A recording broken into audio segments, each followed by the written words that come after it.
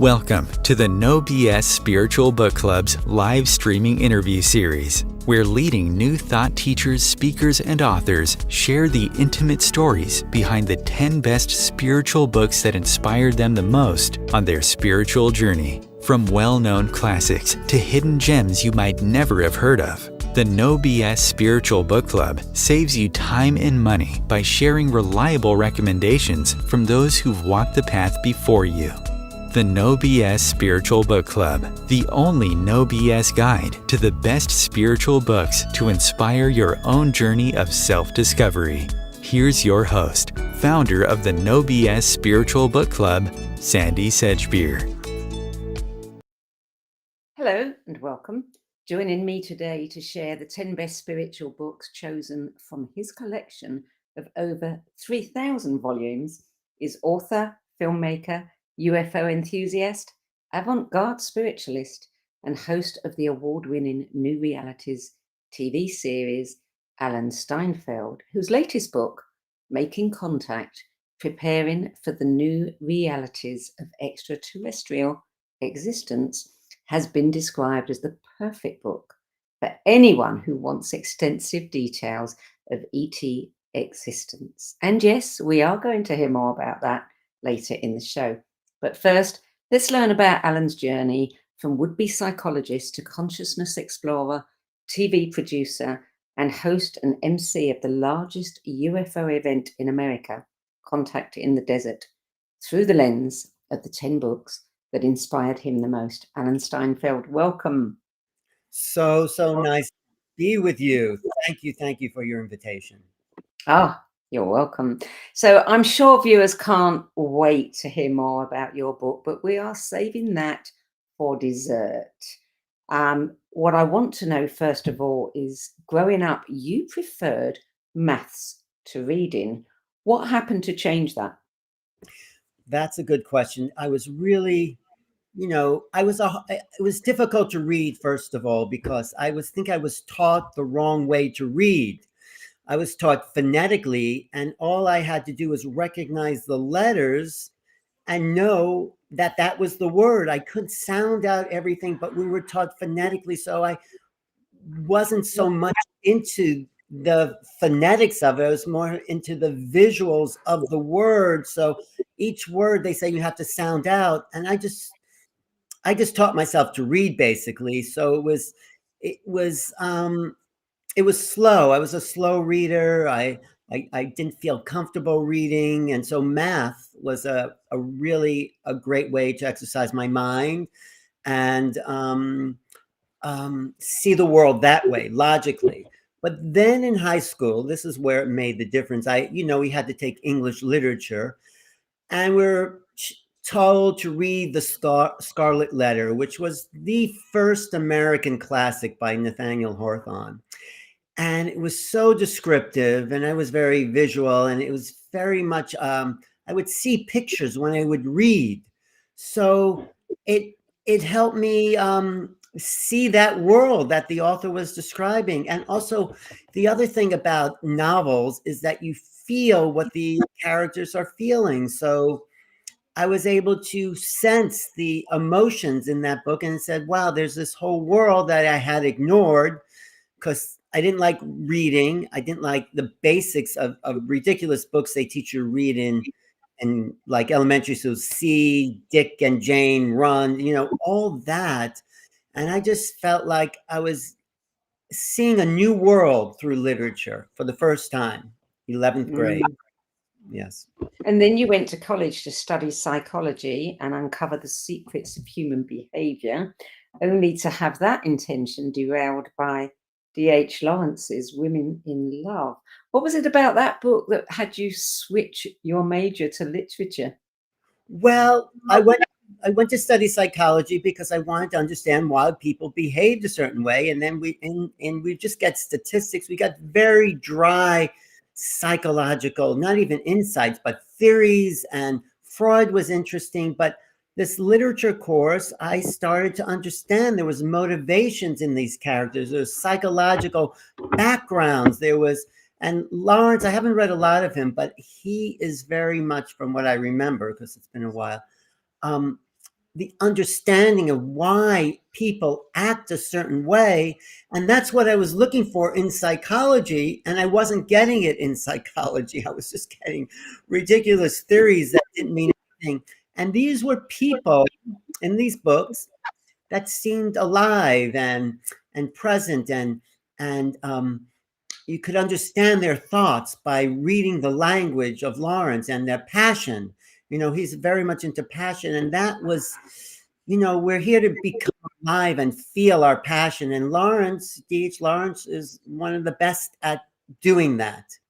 So yeah, I got into literature. I studied Shakespeare, and then James Joyce, which we'll talk about, became like the kind of author I dived into the deepest. And we'll talk about how that was a big influence on me. But thank you for asking that.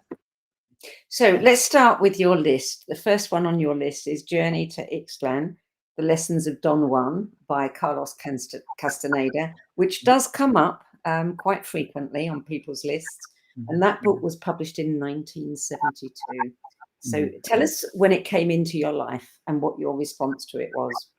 Well, Castaneda was an anthropology student in UCLA, and he wanted to study the peyote cult of the Southwest Indians. So he saw this teacher, Don Juan. But in his first two books, he describes his journeys on peyote and all these mescalino.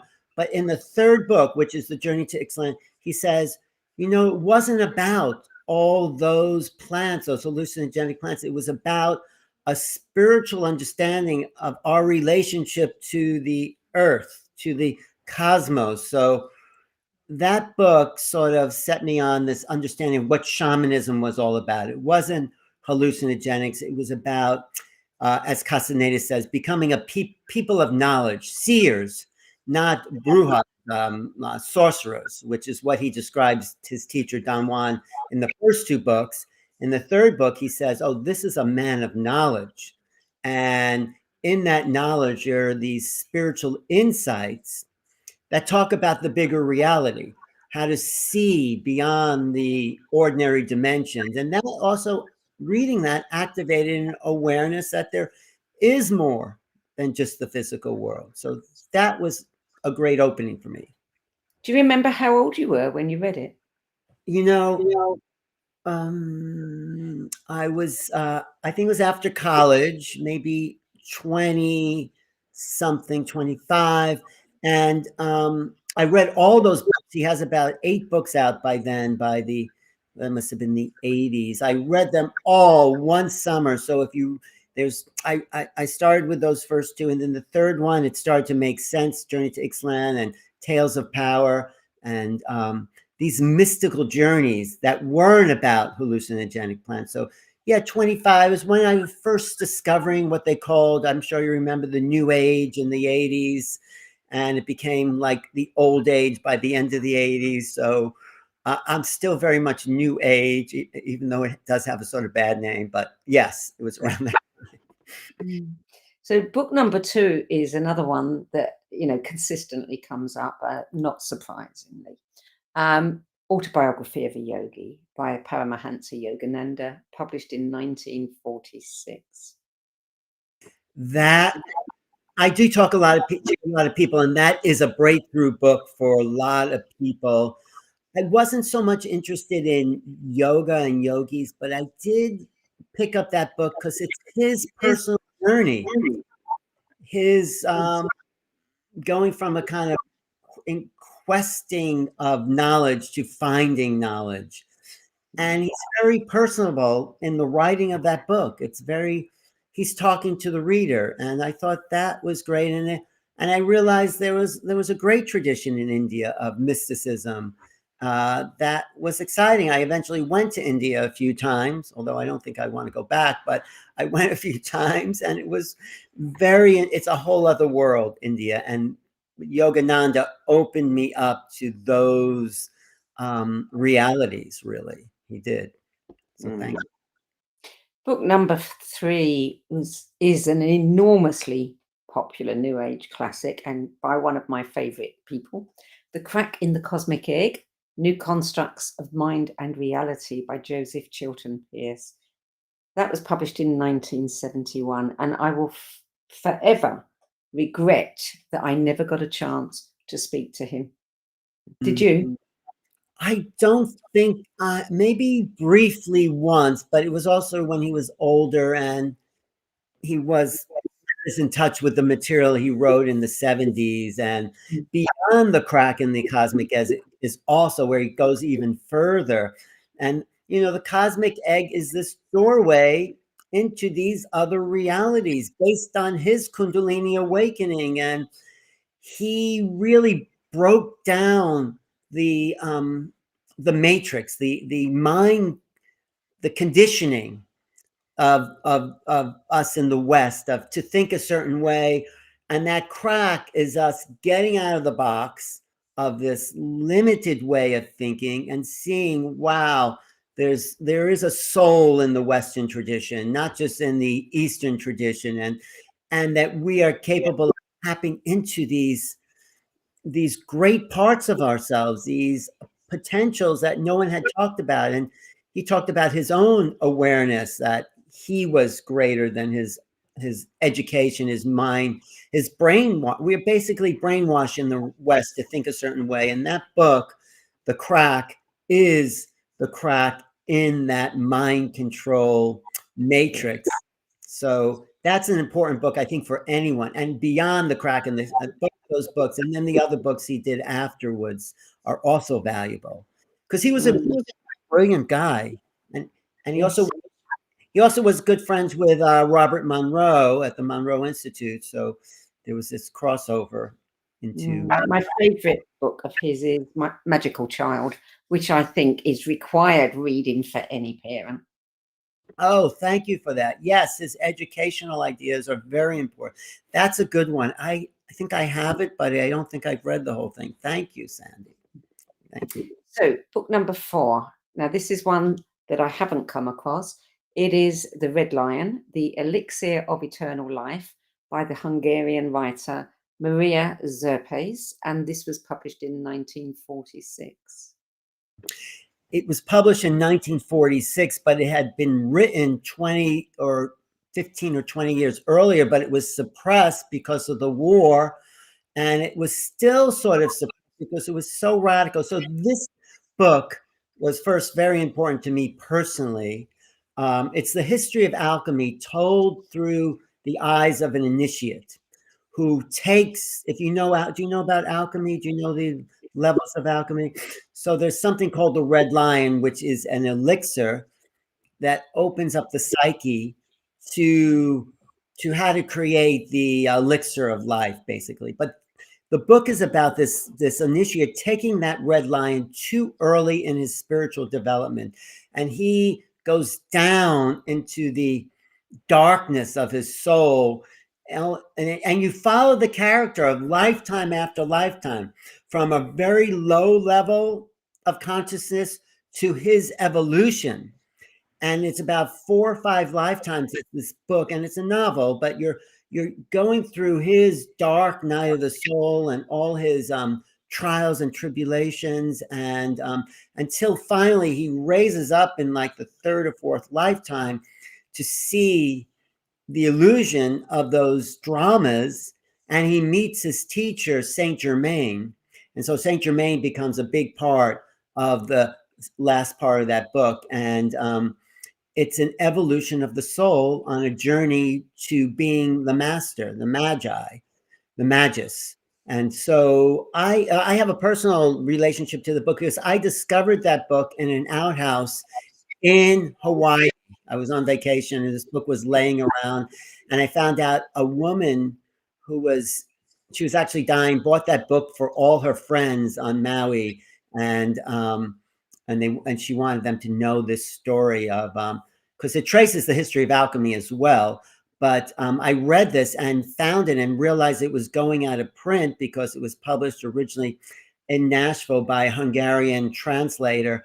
And I brought this book to a publisher and I said, this is a fantastic book, and no one had really heard of it. So I brought it to the Ramtha School, actually, and this woman, Michelle Hawkins, who had Horus Publishing, decided to get the English rights for that book and republish it. And that's why we know about that book today, is because I found it, brought it there, and it was at least the English edition was saved. And now I reckon you're going to love this book, Sandie. You are. This is what it's probably my favorite book on the list, if you must know. And Really? it's such a great overview of the alchemical tradition, the Western mystical tradition, and the awakening of spirit. So I love that book. Yes, thank you. So, I mean, that's a wonderful thing to find a book and then to get it republished. Is that the only one that you've done that with? Yes, because I mean, most of the books are books that are out there. That just happened to fall into my lap, and I knew there weren't many copies left. And when I brought it to this publisher, they realized it was going out of print. It would have gone out of print, and she bought the rights to it because she was a publisher and had a better translation from the Hungarian, because Maria Zapis was a Hungarian writer, very mystical. I think she has a few other mystical books you might like to see. And she was not known in the West, except for, I think this woman found that the Hungarian family was living in Nashville, and that woman brought that book from Nashville to Hawaii. And then I think it's gotten to be a very popular book. So read it. I'd like to know what you think of that book. It's intense. It goes into the dark side and into the light, but it covers the range of human emotion and the experiences of the soul. You know, my teacher said you have to know all aspects of the human experience in order to own the experience. So you get off the wheel of incarnation. If it's all just light and love, that's great, but you don't really understand the totality of the human experience. And so, you know, it doesn't mean you have to do everything, but you can feel. We're here to feel what it is to be human, the totality of that human experience. So that book helps in that manner. Yes. Well, that's a wonderful story, and it's a great service that you've done. I did it because I love that book and I wanted people to read it too. So I brought it to these people and said, do something here. But thank you. Yes. I'd love to find old classics. There are some great old classics that people have told. Like I wrote in my biography, if you want to learn something new, read an old book. I love that. I mean, Yeah, I always go looking at the books that are on people's lists, and you know, from time to time, I come across one that you just can't get unless you're willing to pay $150 or something. And you know, it would be lovely to have a company that specializes in bringing them back to life. Yes. Well, look for that book. I think you can still get it on Amazon for a good price. I mean, there's other classics I haven't even, like Jean Gebser. Gebser was a big influence. The Ever-Present Origin. It's not a novel. It's one of the first really academic, multicultural understanding. I think it influenced Joseph Campbell, Terence McKenna. It influenced Ken Wilber. Gebser is a very important author. I think writing in the 1920s and 30s. And he puts together a lot of connections that had influenced all these thought leaders that we're hearing about today. So I didn't put that on the list. I haven't finished reading it because it's very dense, but yes. So book number 5, another one that comes up often, Zen and the Art of Motorcycle Maintenance, an Inquiry into Values by Robert M. Pirsig. And that was 1974. Actually, I think I read that pretty much around the time it came out. I don't usually read it, but it was on the bestseller list. And if you read that story, there's a motorcycle ride this guy's taking cross country with his son. And he starts out very academic, materialistic, but he's also a philosopher. So he starts out with Aristotle, understanding of the density of things, and through the progression of that journey, he becomes more Platonic, like the ideas, the realms of the higher causality, which wasn't Aristotelian, it was Platonic. But he also traces the Western mystical tradition through Western philosophy, which we forget about. We're not even taught that in philosophy classes. We're talking it's very logic based. But Socrates was a mystic. He was a real mystic. He wasn't just the father of Western civilization. He had this thing called the daemon. He would stare into space and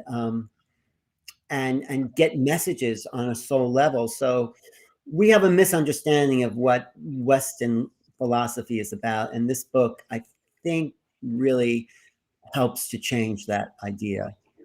Yeah. Thank you. Book number 6. I love the descriptions about this book. A revolutionary masterpiece of a book that has been described as being scandalously frank, wittily erudite, mercurially eloquent, resourcefully comic, and generously humane. And of course, it is Ulysses by the Irish novelist, poet, and literary critic James Joyce, published in 1922. And this was an important book for you. Yes, it was scandalous because he talked about humanness, sex and love and, all the things that make us human. And that was scandalous. And coming out of Victorian England, right? You didn't talk about those things. And Joyce, so after I got into literature through D.H. Lawrence and Women in Love, I studied Shakespeare, but there was this, I was at the University of Buffalo where there was a really strong Joyce department where they had these old manuscripts of Joyce, James Joyce. And so it was a year-long course in Joyce. We started with The Dubliners, which was his short stories, and then Portrait of the Artist as a Young Man, where he introduces the character of Stephen Dedalus, who was sort of Joyce's alter ego. But then in Ulysses, he brings in Dedalus, brings in Leopold Bloom, who is the everyman of the Irish times. He's not an intellectual. He's a very kind of earthbound being, which was something I think Joyce longed to be. And his love story and betrayal of his wife, and it of course is so genius. It traces the journey of Odysseus, or Ulysses in Latin, and makes it a modern contemporary sort of journey of the hero in modern times. And it was a big influence on Joseph Campbell, actually, that book. And Joseph Campbell wrote The Hero with 1,000 Faces, which is all of us. And we're all on a hero's journey. And he developed this whole archetype of the hero, where the hero goes to the underworld and comes back out the other side. And one of my favorite quotes of Campbell was, for the millionth time, what did he say? For the millionth time, not Odysseus, but like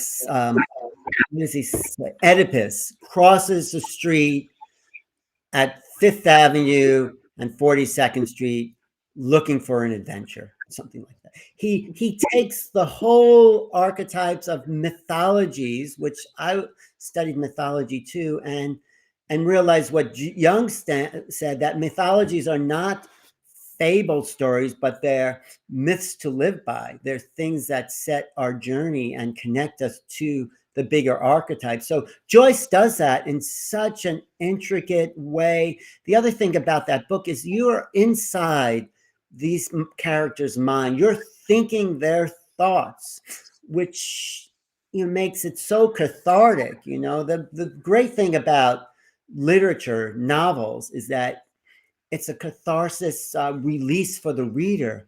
You're feeling it's not just, those other books were more academic, but when you get to the novels, you are those characters. You are the hero of that book. What they're suffering is your suffering, their joy, because that's the incredible thing about literature, because you feel what these, fabricated, but not really, but based on reality. Characters are feeling. And that book takes you through all the emotions. Ulysses goes everywhere with Leopold Bloom, basically, and a little bit of Stephen Dedalus. Joyce is kind of getting rid of Dedalus because he's too intellectual. And Joyce felt like, no, life is about the people, the everyday person who enjoys their food, who has emotion, not just intellectual. So, and the last line, of course, of Ulysses, right, where Bloom is asking he's remembering, or no, Molly Bloom, the Penelope chapter, is remembering when Bloom asked her to marry him, and they're on this heath, and she goes, yes, I will, yes. So it's really life affirming, that book. It's really a yes to experience, and it's a little difficult to read, but and each chapter is written in a different style, and it all takes place in one day, but it is the experience of a lifetime in one day. So it's, yeah.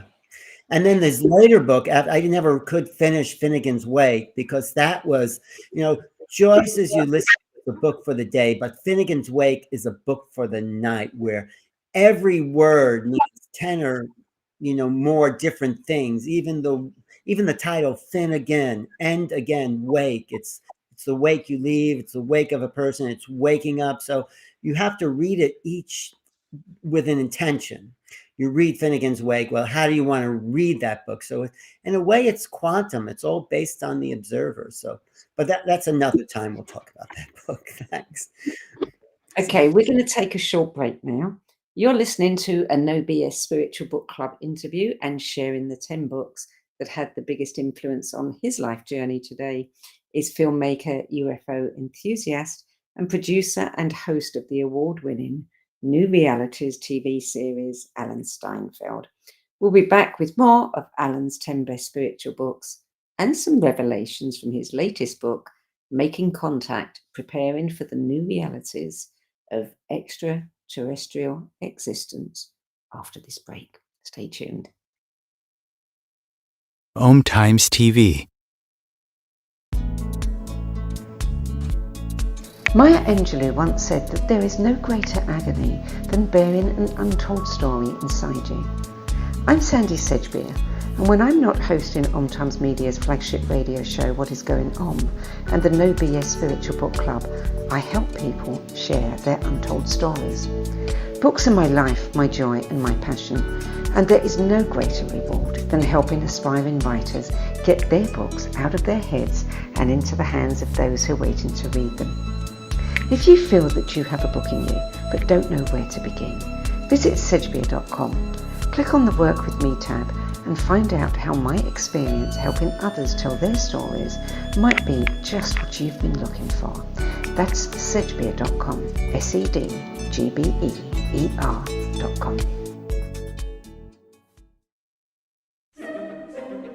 Imagine becoming a super influencer. Reinvent yourself, invest in your brand, and then manifest your success with a robust spheric approach. Om Times Media and Broadcasting offers a unique and multifaceted way to become the spiritual and conscious influencer you deserve to be by putting your message across our powerful platform with its proven record of integrity and excellence. Through our produced shows, Om Times offers the opportunity to become a social media TV personality, a radio show host, an Om Times magazine columnist, and a syndicated podcaster, all in one shot.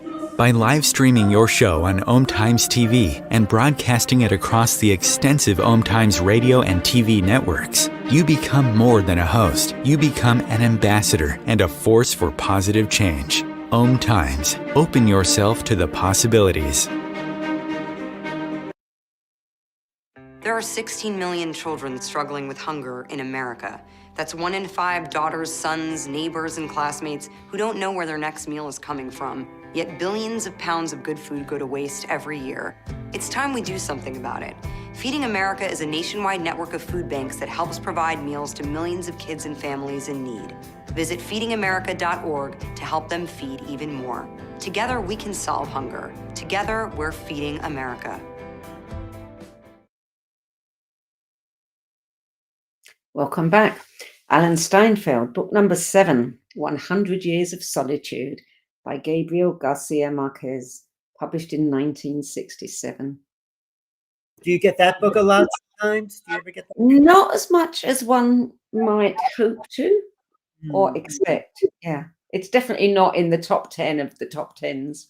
Because you need. I think the Spanish literature, the Latin American literature, is very important as far as expanding the human imagination, human potential, the fantastic realism, the journeys of people who don't live in a Western culture. This is about a small town in South America who has these gypsies come through, and there's this manuscript that's left behind, and it's generations of families. And it's a difficult book in the sense that a lot of the characters have very similar names. So, but there's the revelation, the mystical part of these gypsies and their influence on these people and their reality. The book opens, I remember the first time my father took me to see ice, and it's like a doorway into a magical realm, but it's also very human. So it's like 3 or 4 generations that you trace its history and how. I don't want to, well, maybe I'll give it away eventually. But, the book that is left, the transcript that was meant to be translated, and this is a little, I guess, spoiler alert. The manuscript that's left to be translated by this family in South America turns out to be the book you're reading. So I thought that was just a fantastic way to bring that back around and bring the person in. Have you read that book? No, I haven't. Oh, it's a great novel. It's a great one of those that, on the list, the long list. And the more of these I do, the longer the list grows. I'd like to know what's on that list, because I'd probably like to read some of those books too. So, I'm just saying, multicultural literature also expands people's minds. So yes, it does. Yeah. Book number 8, The Morning of the Magicians, The Dawn of Magic by Jacques Bergier and Louis Pauwels. And there's a bit of a debate about when that was published. Some sites say 60 and some say 1964. Yeah, I think it had a couple of publishing dates. I think it was published in French originally and then translated into English maybe in 64. That became a kind of opening to the age of Aquarius that was emerging and that we're moving into. Actually, this week, Pluto enters Aquarius on the first day of Aquarius. And this is an Aquarian awakening that we're coming into now. Yes, you know that. Yeah. So that book collected a lot of the old mystical information, the old Theosophical, Rosicrucian, Inner Earth. It collected a lot of UFOs they mentioned in there. So it was a kind of conglomerate. It sort of was the model for the Aquarian conspiracy by Marilyn Ferguson. It's like how you get all this information and put it together as a kind of evolutionary factor. So The Morning of the Magicians, I think, is one of the most important books in modern culture, because those new ideas that were percolating, that became a reality actually later on, were, seated in that book. The real mystical traditions that were understood mainstream. I mean, there was the Theosophical literature, Blavatsky's and the whole Theosophical Society and the Rudolf Steiner stuff, but this makes it more accessible, and more adventurous. So I threw that book in because I just couldn't put it down when I started reading it. So, And book number 9 is The Aquarian Conspiracy, Personal and Social Transformation in Our Time by Marilyn Ferguson, published in 1980. And I have read that one. Yes, that was the beginning of what was called the New Age. That was Alan, we've got some interference on the line. Actually sounded like an ET in its death throes. Sounded very weird, but it's gone now. So continue. could have been my people trying to jump in there. But Marilyn puts together the whole sequence that was leading up to the Aquarian age that we're now entering. The Aquarian conspiracy is the idea that there's this undercurrent of mystical, spiritual literature that is about to make itself known in the 80s. And that's what we talked about earlier, is that the 1980s was a reiteration of the 60s revolution, which began also, let's say, at the end of the 19th century. But the 80s brought out channeling and consciousness. Consciousness became another word for God, and all those elements that we are now living in that are now mainstream. Even the idea of health food stores, there weren't any in the 1980s. And when I first walked into Whole Foods in Dallas, I said, wow, it'd be great if there was one of these in every city. And now there is, at least in the US. So that was an awakening. Marilyn Ferguson led a revolution in that time and talked about all the things that we are now experiencing as everyday reality. Ascension, how does the body ascend? How does human consciousness become a multidimensional being, aspects of knowing, that book I think is still, it's a little dated now. I picked it up recently, and because it's already like integrated. So, but important for the time, 1980. Yes. Well, book number 10 is the Tao Te Ching by Lao Tzu, written somewhere around 400 BC. I have a really strange experience with that book because I think I was going through a hard time. Maybe it was a breakup with somebody, a woman, and I was sleeping in my bed. I have the bookshelf sort of around my bed because you have to, I filled up my living room with the books, so had to put them in my kitchen and then in my bedroom, all around my bed, because I'm in a small apartment in New York, so there's just that Erasmus saying, when I have money I buy books, if I have anything left I buy food. That's Erasmus.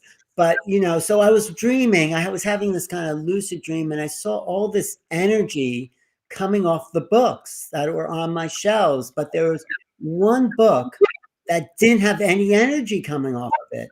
And as I woke up out of that dream state, I said, what is that book? And it was the Tao Te Ching, because all these other books had sort of an egoic sort of presence to them. They're all written by people and they had a point to make. But the Tao Te Ching, wasn't really written by, maybe it was written by a Lao Tzu, a character named Lao Tzu, but in Chinese, Lao Tzu means old child. It's a contradiction. So it's really a book of wisdom that came down through the Taoist literature. And Taoism isn't a religion, according to me and others. It's a way of life. It's the Tao. The Tao that can be known is not the true Tao. If you can name it, it's not it, because naming is a limitation on experience. The Tao is something to be experienced. It's the flow of time and space through human consciousness, and it's always flowing through us. And so that's become a really important way of understanding reality. It's like we want to put reality in a little box, and you can't stop the river from flowing. If you take the water out of the river, it's not the river anymore. It's just a bucket of water. So there's, Heraclitus' term, you can't step in the same river twice. So the Tao is still a very important book. And I think I have 100 translations because, it's been translated thousands of times. And the Chinese who translated the old Chinese didn't, according to me, understand the Western spiritual mentality. So that language is archaic. And then some people who understood that didn't understand like the Chinese understanding of certain words. So, you have to read a lot of books. I think maybe I'll eventually do my own translation of the Tao Te Ching, because I'm not saying I understand it better than others, but you have to read a couple of different versions to understand what Lao Tzu or whoever it was actually meant by some of that, like there's I think about how many different stanzas, about 98 different little paragraphs in the Tao Te Ching. You read it, right, Sandie? I've looked at it. I Right. can't say I've read it. I forgot how many there are, maybe 90 or 64. But one that stands out is that a country does not need leaders. Nature's leader. It's only when we fall when we disconnect from nature that we need leaders, and and then when we fall even further, we need laws, and then and so it's a great summation of how the world could be if people followed the Tao, the true natural flow of time and space through existence. That's the Tao. I mean, to me, and you can't name that, and it's ongoing and it's forever. And consciousness is a big part of the Tao Te Ching. One more thing about that book. The Tao means the sort of flow. The De, Te, means integrity. It means honor. So it's really, and Ching means text or classic. So it's really the way of integrity through time. It's how to live with integrity. Tao De. The De is really important for that. And most people just understand the Tao, but the Tao De Ching, classic, book classic, like the I Ching is the way of change, the book on the way of changes. But the Tao Te Ching, no one wrote that. It kind of came through my understanding because there was no ego attached to it. That was the revelation I had in that dream state when I saw that those energies coming off those bookshelves. Anyway, that's my little story about the Tao Te Ching. And that's the 10th book on your list. So now we get to talk about you and the dessert that I promised our viewers, which is talking about your new book, Making Contact, Preparing for the New Realities of Extraterrestrial Existence. And this has been described as, embracing the most exalted moment in history, meeting the cosmic others. So tell me about the book. Why have you written it now? Well, first of all, it's in the news. I mean, the U.S. government has finally acknowledged after 77 years since Roswell, yes, there are things in the sky that we can't explain. This was been denied for all that time, and they kept, no, people are seeing things and making things up, and there's nothing out there, and we would tell you, but we've been lied to, basically. And now finally the truth is coming out because there's whistleblowers inside these UFO programs that are saying, yes, we've seen crash retrieval, we've seen bodies. I mean, no one really knows what's going on. So this book is really told from the perspective of 11 different authors and I became obsessed with the subject because I think I had an experience and wanted to know everything about it. So I went to all the conferences, met all the key people like John Mack, who's no longer with us, but was a Harvard psychiatrist who said, no, these people aren't crazy or having experiences. You know John Mack's work? I do. So I met John and Bud Hopkins and Whitley Strieber and Linda Moulton Howe. Actually, you have a essay by John Mack, even though he's no longer with us. I talked to his archivist, and it's the first time this essay is in print in this book. So the book is 11 different essays, including my own, told from different perspectives about this UFO phenomena, because no one has the whole truth. In there, essay by JJ and Desiree Hertog, who are good friends of mine. That's a book that should be on your top 10 list, The Keys of Enoch. Do you know that book? I do know that book.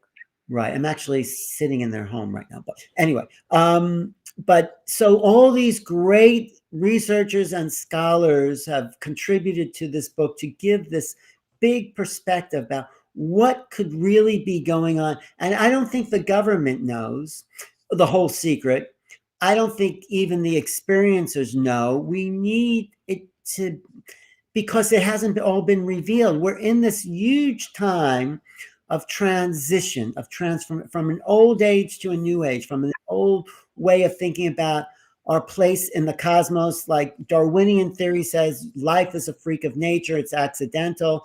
But then you talk to people like Bruce Lipton, who I just saw recently, said, no, life isn't an accident. And I say, not only is it not an accident, it's an emergent property. So we're not the only place in creation that has sentient life. It's everywhere.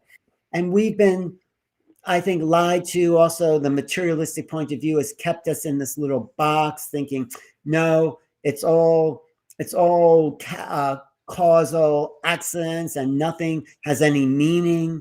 But when you realize that life is an emergent property of creation itself, means that it's everywhere, and consciousness is not an aspect of entropy, but of complexity, then you see maybe there's a meaning to everything that happens and everything we see and our interactions. And that's what literature does too. It gives meaning to people's lives. Great books do that. And I tried to do that in this book, kind of give an overview. So the subtitle is Preparing for the New Realities, which is my kind of company name, New Realities of Extraterrestrial Existence. Preparing is, you need to know something's there. Otherwise, you're surprised, you're shocked. But this book opens people up. I'll tell you an interesting story if you want to know about preparation. So it's a little embarrassing, this story, but I'll tell it anyway. So I'm sitting in my apartment writing, not this book, but something else. And, I'm all alone, and, I'm thinking about the aliens and all that, because, I've just been writing about all that. And then, the door's locked. It's a little dark. And suddenly I hear a little rustling, and I'm facing the window. I have a little plant by the window, and I hear some movement, and looking around, and suddenly I see these two black eyes staring at me, and I go like that, and it was actually just a little mouse but it scared me because I wasn't prepared. It just kind of showed up, and and it had a sentience to it. It looked at me, I looked at it, and it was just like, it was the sentience, the consciousness, even though it's probably not that developed, of this little creature that just, it wasn't like a bug, or it was like this little creature with two black eyes. And it's like, if someone would have told me, you might have a little visitor, then I wouldn't have been as shocked. But when something shows up and you're not prepared, even though it's this little harmless thing that eventually I got rid of, but I didn't kill it, I threw it out. But it's shocking just to be taken off guard. So preparing for the new realities means, yes, there's something bigger, and if you know of it, you will not be shocked. The thing that people are afraid of, and that's been true of the abduction phenomena, is that they haven't been prepared. And this is one of the things John Mack talked about, ontological shock. Suddenly, you're seeing things that are not in your reality. So this book is a kind of laying out of the possibilities and the experiences. I have Whitley Strieber in here. It's one of I should give you my top 10 UFO books sometime. But yes, please.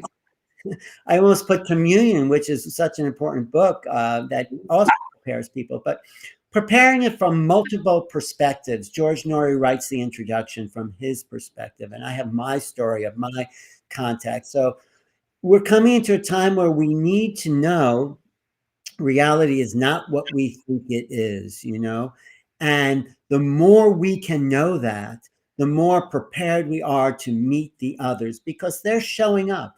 There's more worldwide sightings. There's more people having dreams because they appear in these altered states. Like when beings show up, and this has been my experience, it shifts your conscious awareness. It becomes an altered state of reality, because the emanation of their conscious field distorts our conscious field, because it creates a bigger vacuum. And some people feel a loss of identity, and it has been traumatic. There is a traumatic, there's people having space beings and great, experience, but there's also the other part of the population. It's like totally, oh my God, this is not supposed to be in my reality. So if you know that this can be in your reality, it calms, it lessens the kind of freak out experience when you actually meet them. And then we have to rise to the occasion of changing our consciousness so we can meet them as equals. They're not greater than us. They may be smarter, they may have greater technology, but they are equal to us on a level of sentience. And we have to realize that. And that's the point I try to also make in this book. It's like we need to evolve out of this old materialistic way of thinking. Science used to say it's either a wave or a particle, energy or matter. Well, we're much more energy than we are matter. And when we come into that understanding, I think we'll be able to meet these beings more on equal playing field. And that's what they're waiting for, in my opinion. They're waiting for us to wake up, get rid of our weapons. I know there's awful things happening in the world and it's not good, but if we could just find a way to peace, if we could come together as one planet, one planetary civilization. I quote Bruce Lipton at the end of the book. And can I just read this for a second? Yeah. Because I think, Bruce was he was another huge influence in my understanding of who we are and why we're here. So Bruce says, the next level of our evolution is to recognize we're all cells in a larger community coming together to share awareness. That's why we read books, to share awareness. And this sharing of awareness will create a new living organism called humanity. Bruce says, we are not humans until we create humanity. This is when we recognize we're all cells in the same living organism working in a coherent fashion. Then humanity is complete. And when humanity is complete, the earth as an organism completes that level of evolution. We are like the sentient energies of, and when the earth comes together, when we come together as a unity with a voice of unity that allows us to speak as a single consciousness, that oneness will allow other ones to come into our field and build the next level of superorganism. So us coming together in coherent fashion, which is what we're doing, talking and exchanging and loving and being our best version of ourselves we can be, we become that sharing of human compassion brings us together into oneness. And when we become one, we could share with other ones and become part. We've been isolated from the rest of the galaxy because of our barbaric ways. But I think coming into oneness will open the doors to technology, to the arts, to so much of potential that waits for humans to grow up out of this warlike nature that's been existing for thousands of years. If we can't even accept people of different color, creed, faiths, etc. on this planet, we're certainly not ready to accept others. But do you think it's, we are going to experience beings here kind of en masse in our lifetime? Well, I think this whole astrological configuration that's happening, Pluto entering Aquarius, just in, I think, 2 days, Pluto and Aquarius rules these other realms, so I think it will happen. I mean, it's already happening. We just have to get used to the idea that we're not alone in the universe. People used to think the earth was the center of creation and the earth was flat, ridiculous things like that. I mean, some people still think that, but we are part of a consciousness that's not even localized to your body. I teach remote viewing, and that's the ability to see what's not here. Western science can't explain that, but quantum theory can. They talk about the non-local field, entanglement. These are new ways of understanding our reality. One of the things John Mack says, we're never going to understand the UFO phenomenon until we have other ways of thinking. That means non-linear, non-materialistic ways of understanding reality. So yes, the more of us that can start to adapt these abstract concepts, the more these beings will come into our sphere, because they're doing it very slowly because they don't want to freak us out. But if we start to evolve our awareness, we will be able to meet them in our lifetime. Yes, Sandie, get ready, prepare. So, which one of us is going to be the first to interview them? Depends what kind of books they read, right? Yeah, indeed.